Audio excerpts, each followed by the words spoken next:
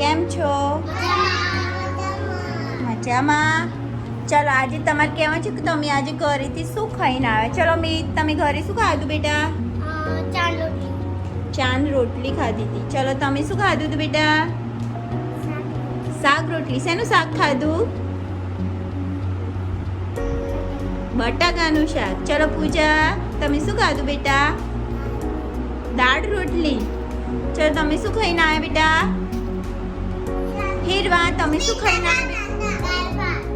દાળ ભાત ખાઈને આવ્યા. ચલો બેટા તમે શું ખાધું? વનરાજ શું ખાઈને આવ્યા બેટા ઘરેથી?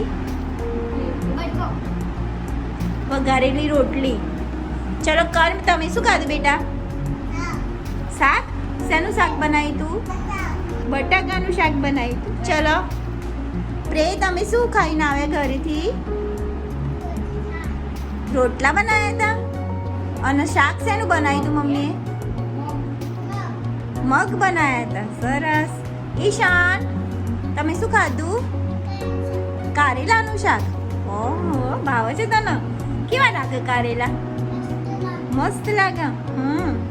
ચલો તમે બેટા ભીંડાનું શાક ખાધું. સરસ. તમે શેનું શું ખાઈને આવ્યા આજે? બિસ્કિટ. ચાન બિસ્કિટ ખાધા. ચલો શાક રોટલી ખાવ છો ને તમે બધા? તો આપણે શાક કેમ ખાવું જોઈએ ખબર છે તમને? શાક ખાવાથી શું થાય? આપણે જલ્દી બીમાર પડીએ છીએ ને એ બીમાર ના પડે. જો આપણે શાક ખાઈએ ને તો આપણને જલ્દી તાવ ના આવે, શરદી ઉધરસ ના થઈ જાય. ખાવાથી આપણે જલ્દી બીમાર પડીએ નહીં. તો શાક ખાવાથી આપણે જલ્દી બીમાર ના પડીએ અને આપણે શાક ખાઈએ ને તો આપણને ચશ્મા આવે નહીં. એટલે કે આપણી આંખો હોય ને એની રોશની વધે. આંખોની રોશની વધે એટલે આપણે રોજ શાક ખાવું જોઈએ. રોટલી સાથે શું ખાવાનું? શાક ખાવાનું. અને બધા શાક ખાવાના. એવું નહીં કે એકલું બટાકાનું શાક ખાવાનું. તો હું તમને શાકભાજીના ચિત્ર બતાવીશ, ચિત્રો આપીશ. હું તમને શાકભાજીના ચિત્રો આપીશ. તમારે કહેવાનું છે કે એ કયું શાક છે. હા ને આપણે શેના વિશે ભણીએ છીએ? ખોરાક વિશે ભણીએ છીએ. બધા જોડે શાકભાજીના કાર્ડ આપ્યા છે. હા તો તમારે બધાએ શાકભાજીના નામ કહેવાના છે. ચલો મિત તમારી જોડે કયું છે?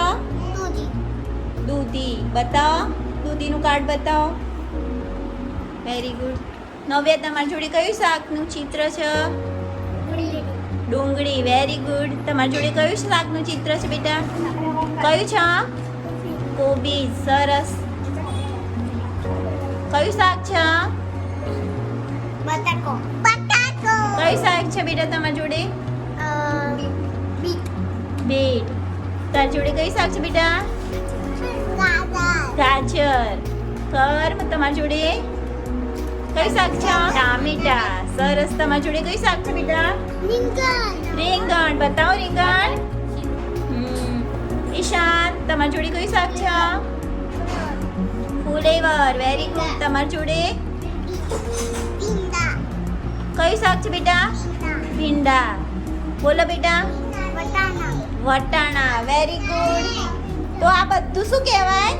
શાક કહેવાય. શું કહેવાય? અને આનું શું બનાવવાનું? શાક બનાવવાનું. અને રોટલી જોડે